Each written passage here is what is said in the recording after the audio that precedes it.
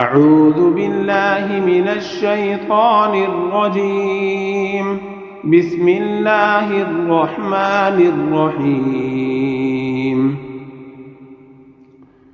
يا أيها الذين آمنوا أنفقوا مما رزقناكم من قبل أن يأتي يوم لا بيع فيه ولا خلة ولا شفاعة والكافرون هم الظالمون.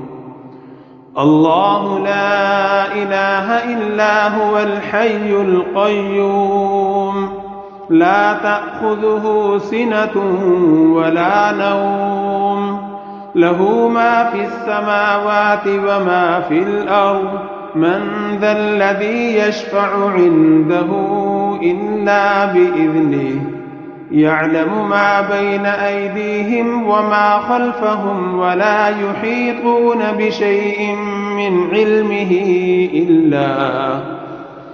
إلا بما شاء، وسع كرسيه السماوات والأرض ولا يؤوده حفظهما وهو العلي العظيم.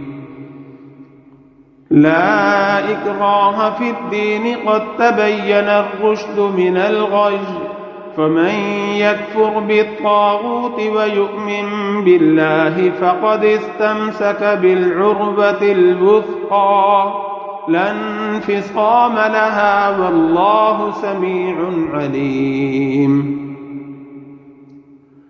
الله ولي الذين آمنوا يخرجهم من الظلمات إلى النور، والذين كفروا أولياؤهم الطاغوت يخرجونهم من النور إلى الظلمات، أولئك أصحاب النار هم فيها خالدون.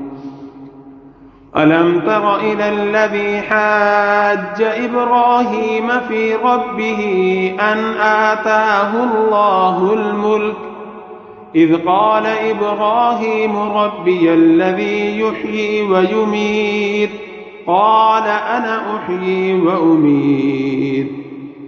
قال إبراهيم فإن الله يأتي بالشمس من المشرق فأت بها من المغرب، فبهت الذي كفر، والله لا يهدي القوم الظالمين.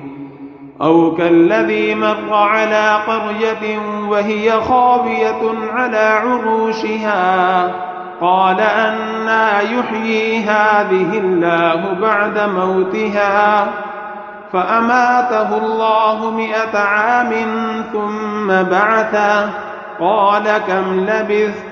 قال لبثت يوما أو بعض يوم، قال بل لبثت 100 عام، فانظر إلى طعامك وشرابك لم يتسنه، وانظر إلى حمارك ولنجعلك آية للناس، وانظر إلى العظام كيف ننشزها ثم نكسوها لحما، فلما تبين له قال أعلم أن الله على كل شيء قدير. وإذ قال إبراهيم رب أرني كيف تحيي الموتى، قال أولم تؤمن؟ قال بلى ولكن ليطمئن قلبي، قال فخذ 4 من الطير فصرهن إليك، ثم اجعل على كل جبل منهن